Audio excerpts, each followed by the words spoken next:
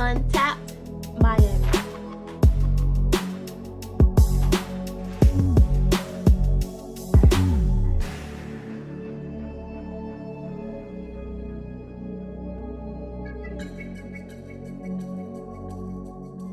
What's up, you guys? This is Untapped Miami. I am Mooney Holmes. This is my co-host. At Misfit.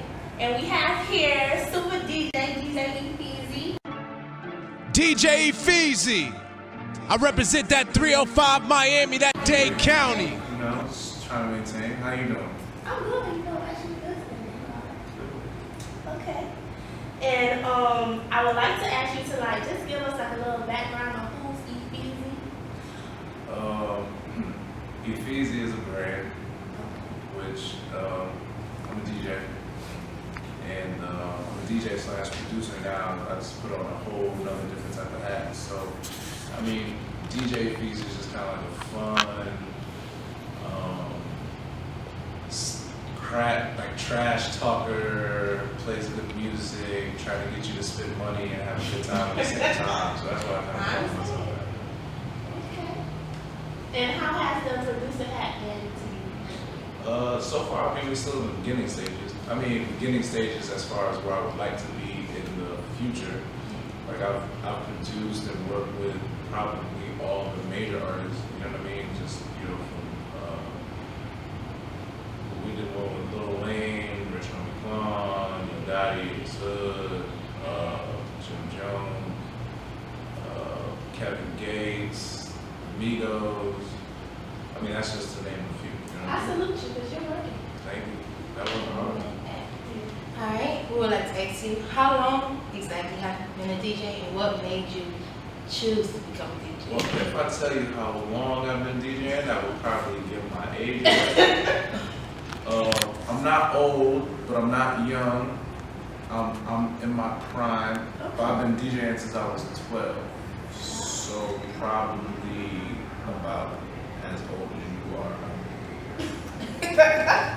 Seriously, you laughing? I'm dead serious though. Okay. But I'm still in my time. time. You don't look. You look. I'm not saying that I'm old. I'm saying I started at a very young age. So yeah, it kind of do give you. So out of if I would be like, yo, I've been DJing for 15 years, you're gonna be like, Oh, I see what you you're see what I'm saying. I see what you're saying. so to still keep me in my 20s. But when somebody say do something for over 10 years, and that was 10 years ago, it's like, oh, that's a long time. So I've been doing it for a very long time. What made you want to become a DJ? The short version of what made me want to become a DJ, I was actually a basketball player. So that was like my first passion, my first love. Like I did, McDonald's All-American. Actually had a basketball scholarship for it. But I was actually DJing on the radio when I was in high school. Also doing all like the team parties when I was in high school. So I've always been a DJ. It was just kind of like my hobby. Oh, And then, some unfortunate events happened where somebody was actually shooting at somebody else when I was at a house party. Wow. When I was in college, like my first year in college. And then while he was shooting at somebody else, I caught a straight bullet in the leg. So my basketball career was over. So I just was like, all right, be a DJ.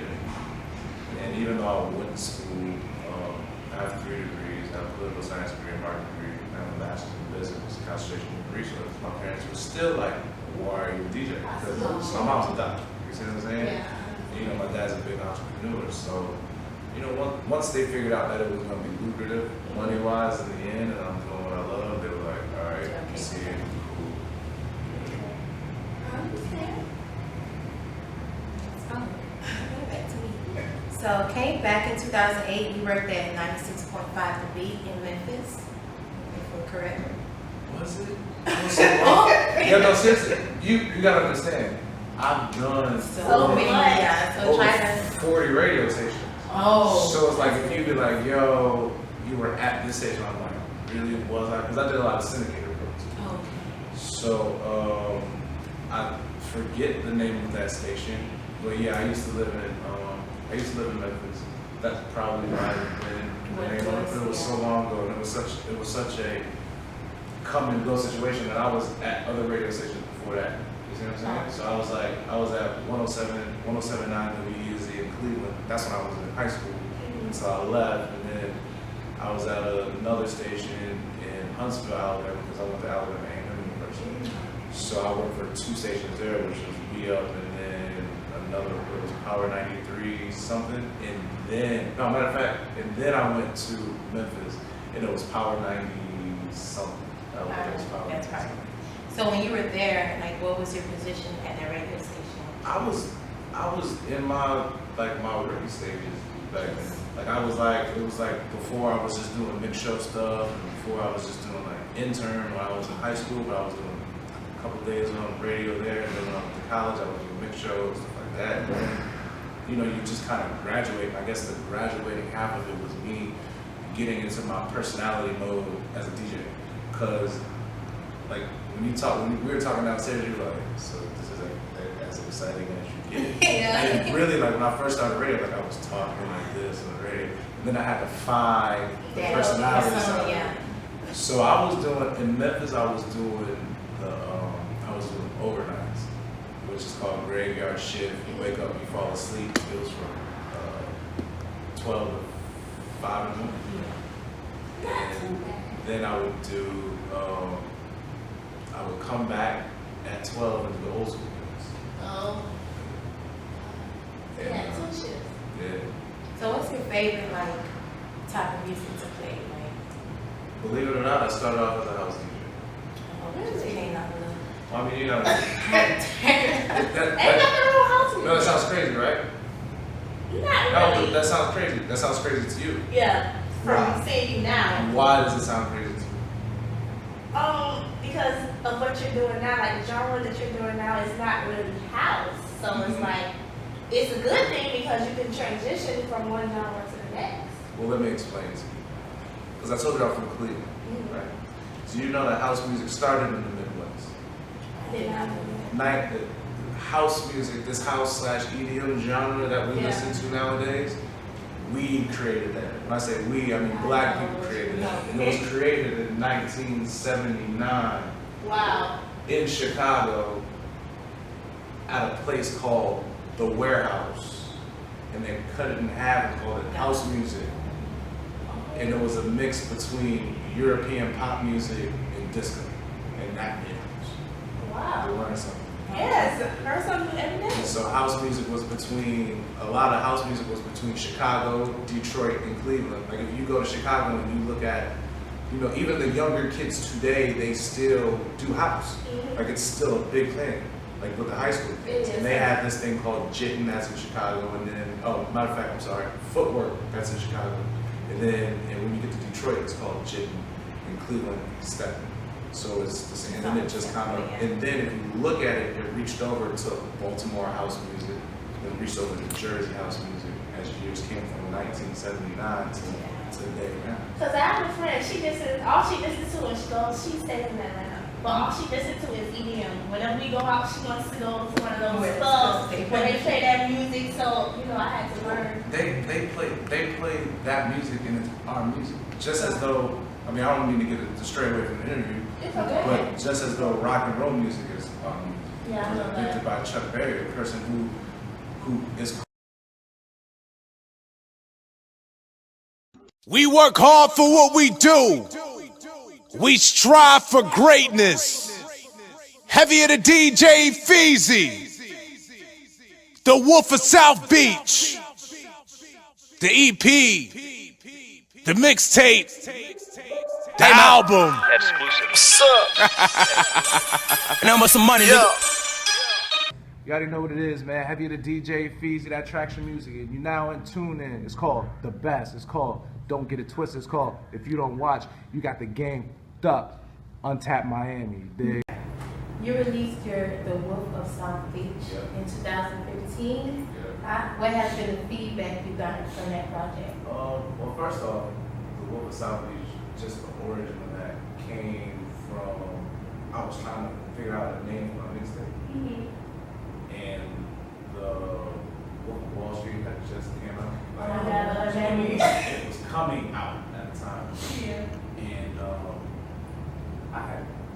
I was posting, I was like, I'm gonna call it that. And this was before everybody was like the Wolf of, like, I was literally the first person to do that. And then the was tagging mixtape, and then Puff called me. He was like, what is this? Wolf of South Beach? What is this Wolf of South Beach? You know how Puff's up. What's this Wolf of South Beach shit? Yo, this shit is amazing. He was like, yo, keep it and coin it. I was like, really? And he was like, because it was just a mixtape thing. He was like, keep it and coin it. I was like, all right, fuck it, I'll keep it and coin it. And I kept it and coined it and I coined it so much that some people actually thought they were two different DJs. Oh. Yeah, I got a call. I get calls from people from out of town that are my friends. They're like, "Yo, man, like my homie was in town, man. He was like, yo, this DJ in the Wolf, he was killing me." So that and so that tag kind of stuck.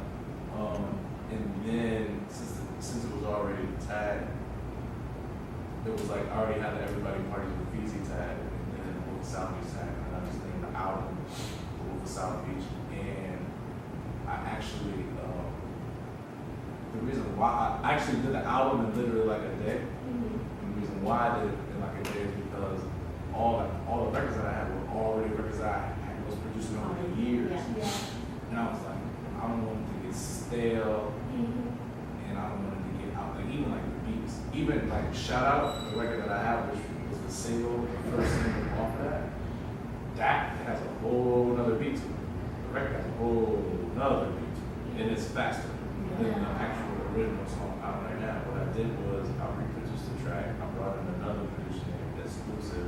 We reproduced the track, put the acapella vocals under it, and made it what it is. Like you hear the original song, it's not nowhere near this is. And so then the reason why I was a rush on it is because out of the 22 records, I didn't produce 5 of them. And the Wayne record was one of them.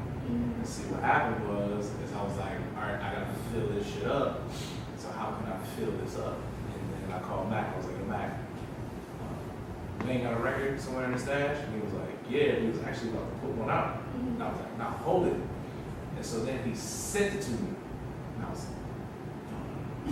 like, got this Wayne record. And this was when Wayne didn't come out with any records for it. I was like, got this Wayne record. The shit is fucking dope. I scrambled to pull everything. And then, so happened, the French Montana Migos concert, they all came down. And I've known Migos since, since Chacha. And we ended up doing a record while they were here. So it was like, all right, I got this one record, I got this Migo record, and I already had shit for Junior and all that. So we put it out. So basically, like the biggest records that I'm getting a response that I got the response out of, and still getting a response out of, is the Wayne record is a big record that I'm getting a response out of. The Migos record is now another record that I'm getting a good response out of. And then, ironically, the biggest video and the biggest video that I have is from these guys from Miami. Their name is Denzel Curry and Mississippi. Denzel Curry, have you ever heard of him? Denzel Curry is actually my cousin. They're the biggest artists in Miami, period. People don't know them, but they're the biggest artists in Miami. They go to Europe and sell shows. It's like a lot of people, they associate success with what we can see in the day-to-day rather than, you don't know what these people doing outside, or because you're not They're like, we don't want a record. We don't care. We'll make our money in Europe, and because their whole demographic are those like skater, internet kids. Like these, Denzel Curry and Mississippi, they break the Billboard Top 20 internet every time they put out a record on Billboard charts. But nobody knows who these kids are locally. So you like, who's these guys? You don't know. So therefore, it's like out of the Yo Gotti, which got 1.5 million, and Jim Jones that got 1.5 million, and got 1.5 million, they got 4 million. Because they already have that internet base with young kids. So you know it, they see it. We where the money is right now also. But then once they come back down there, people like, oh, they're like, these are my people. They just traveled, they came back and that really young kid, I think it's like 21 babies, but they're really big. So that was my biggest video of the album. But biggest song internationally on the album, ironically, is this record that I did with an artist named Agnes Monica, and me and Timbaland produced the record. That's she's an Indonesian like actress. To explain it, she's like Britney Spears in her prime, and then Angelina Jolie on the acting side. Wow. She's big, she's really big. And so that record, and I was actually debating putting that record on the album. I don't know. And then I did, and once I put it out, I mean, you Google it, it's called Spotlight. You Google it, it's like on every Asian radio station, on every Asian site. Like I have Asian kids every day. When are you gonna drop the Spotlight? When are you gonna drop the Spotlight? When are you gonna drop the Spotlight? Which it's already done, but she's so big, I couldn't necessarily get her to do it. Because we did the record years ago before she was what she is now. So I was like, all right, well, since she's a different type of artist, it's a different type of song. I made a cartoon video. So it's like all animation. So Okay, our last question for the day. Where can people follow you on social media, and do you have your own website? And how can someone contact you to work? contact me work is bookdjfeezy@gmail.com. Instagram, DJ Feezy, HH stands for Heavy Hitters. Twitter, DJ Feezy. Just type in DJ Feezy. And my website is djfeezy.com. I need to get back on that. Oh, then you can download my app too. Just type in DJ Feezy from my app. It has a bunch of mixes and stuff. And then if you want to buy my records, just go on iTunes and type in DJ Feezy. And if you want to listen to the free album, just type in the Wolf of South Beach and the album will come up. You can listen to it on free and live mixtapes, hot and hip hop. It's free. So, you know, you just can kind of vibe out to it. So now it's just time to push the new body of work. So now with Traction, we got, I signed 2 artists, which one, her name is Riza Santos. She's an artist out of Calgary, Canada. She was Miss Canada and Miss Universe. And then I have another artist named Sarah, who she's 19, she's from Austria. She's just really dope. So Traction Music website coming soon.